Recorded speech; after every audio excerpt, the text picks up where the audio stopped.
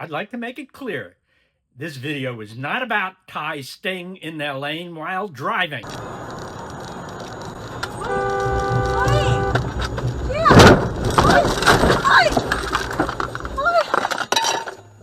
They really suck at that. For the past 8 months, I've been writing stories about how U.S. geopolitical influence coming out of law enforcement here in Bangkok may have some impact on social cultural developments going forward in Bangkok, things that might have an influence on the expat cultural experience of Thailand and Bangkok. And some cues that I got from all of that writing and research led me to a conference on AI and crypto development, looking in that realm for hints as to, it's hard to, predict the future, but I was looking for hints at big economic, social, cultural influences that may lead me to some conclusions about where we're going in the expat world here in Bangkok. And my challenge for today is, how do I make an interesting video about it? For the past several months, the Royal Thai Police have operated a command center I call the War Room on Wireless Road in Bangkok. And they, along with the FBI, Department of Homeland Security from the United States Secret Service, have been seizing cryptocurrency assets from scam operations in the region, primarily Cambodia, but Myanmar as well. And to date, they've seized somewhere in the neighborhood of $16 billion amongst them. Now, that's a law enforcement operation with geopolitical undertones. But what got my attention is they're doing it with the cooperation of Meta, Telegram, and Tether. For those of you who do not know what Tether is, it's a giant cryptocurrency that's called a stable coin. It's pegged to the US dollar, and they were the primary sponsors of this event. So I went to see what kind of influence that the people sitting shoulder to shoulder with the FBI and the Royal Thai Police seizing crypto assets around Southeast Asia had to say about upcoming developments in Bangkok. Of all the well-informed, intelligent, articulate speakers at this particular cryptocurrency AI conference, the one that stood out for me was Dr. Condi Leoparoti. She is, in addition to being an academic and a futurist, a really forward-thinking woman who's done a lot of research and written papers on the future of this topic of AI and crypto. And she's very much an enthusiast in the development of this paradigm. And she's also the deputy leader of the Democrat Party in Thailand's government. So when I heard her say this, and we have government people who are actually willing to explore. So I think these are the combinations that can set, the journey forward and even getting the bigger leaps. I thought, yeah, that's my girl. I got to go talk to her. Well, I want to ask you about the influence that I'm seeing. Inside of that command center is the FBI and a bunch of other American enforcement agencies, and they're helping share information with Thailand and several other countries that are within that command center. Also in that command center is Meta, Telegram, and Tether, the sponsor of this particular event. Now, this is on Wireless Road at the police headquarters. Okay, so well, yeah, it's new to most people. I'm one of the few people that have been writing about it. I have to read your article. Yes, I'll send it to you on X. I have several articles on it.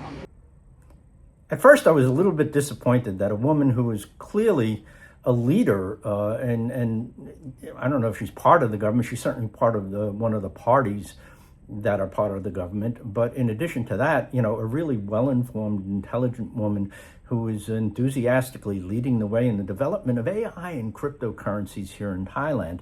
And she's speaking and helping pull together leaders in that realm at a conference that's sponsored by Tether, the primary or lead sponsor for the event.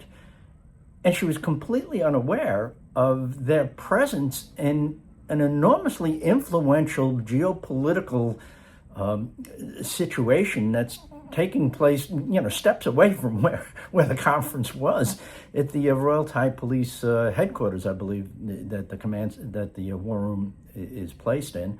That's a bit of a guess, but I know it's on Wireless Road. And so how could a woman so well informed, so intelligent, so enthusiastic about a particular subject that will definitely have an impact, at least on the economics of Thailand going forward, how could she be completely unaware of what is clearly a very influential geopolitical event that the sponsors of her event are part of? And as I was thinking about that, it's because it's part of Thai culture. They stay in their lane. That's not her lane, her area of function. That's more of a specialized law enforcement. And law enforcement, my take on law enforcement in terms of its integration with the overall Thai government is it's, kind of its own little fiefdom. I mean, they do work together, but they also clash at times as well. And it's very much a part of Thai culture for people to kind of mind their business. They don't get involved with each other's, with what each other are doing. They do that on an individual level, and they do it on a social level as well. And so that's the conclusion that I came away with, is that, as much as the people that she was working with at this conference for something that she's clearly passionate about, she never investigated their involvement in this law enforcement geopolitical thing that's going on around the corner, because it's not in her lane. It's a Thai thing, and it's like, it can be good. It can be a good thing. I mean, it makes, for a more harmonious cultural interaction. One of the things, us old cantankerous Americans are, like about being here is that, not having that competitive kind of, almost aggressive interaction that we have with each other and everybody, so it seems, is not that present here in the Thai culture. They're much more respectful of each other's realms. They try not to step on each other's toes. And that's what I think was going on there. It's not that this woman doesn't have the capability of analyzing what's going on. It's just, it comes out of not really being assertive about looking into what's not in her lane. I hope she can drive like that as well. So, my conclusion on the event was that, there will certainly be development here in Thailand about AI and crypto. It's happening all over the world. But I think the real innovation is still coming out of the United States and Silicon Valley and places like that. And one of the reasons Thailand might remain behind, I don't know if it's going to be what I thought might be a really influential cultural thing because of the presence of these tech AI giants in an important geopolitical law enforcement operation, might not be as influential culturally as I first thought. I went to this conference with a friend of mine who likes to remain anonymous, who was a very big tech developer, and he's a Bitcoin millionaire. He's done very well for himself. And he's a young man. He's in his early 40s. I think he's only 40, as a matter of fact. But he's like, he knows Mark Zuckerberg. He was at that level. I mean, he's not at Mark's level, but he had access when he was working in Silicon Valley in that realm. And so he's very well informed about the things that are going on here. And when I mentioned my theory about the presence of Tether, Telegram, and Meta at the War Room Command Center, he just shrugged. He says, "Yeah, they were probably asked to do that by the government. They're just trying to be cooperative with the government that they're working under the U.S. government, and it had more to do with a simple cooperation agreement with the government than it had to do with setting themselves up as trying to be influential here in Thailand." And I'm beginning to think that he may be right. So, as I hunt for more second-order effects out of the geopolitical influence of the United States in the war room and all of that stuff, maybe I have to set my sights in the opposite direction. But what going to this conference did is it re-engaged my interest in cryptocurrencies. I've looked at cryptocurrencies in 2017 and then again in 2020, and I always came away feeling that the crypto world had a Ponzi-ish kind of feel to it.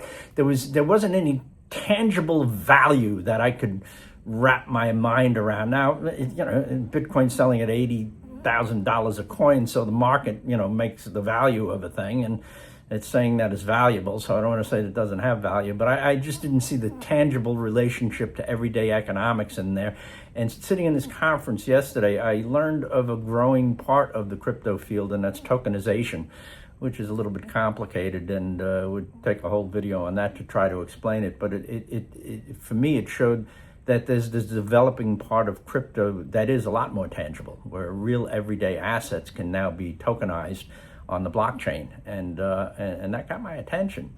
And my anonymous buddy also made a recommendation that I took, and I bought $2,000 worth of Zcash, an up and coming crypto coin that he made an argument for that sounded good, and in 24 hours I made $700. Now, that was just a lucky bet. I mean, it's like spinning a roulette wheel. It wasn't because I was smart or anything, but I guess the crypto world got my attention anyway. So I don't know that I'll be making videos about it, but I am going to spend some time reinvestigating on what's going on in that world. And so yeah, thanks for watching. See you soon.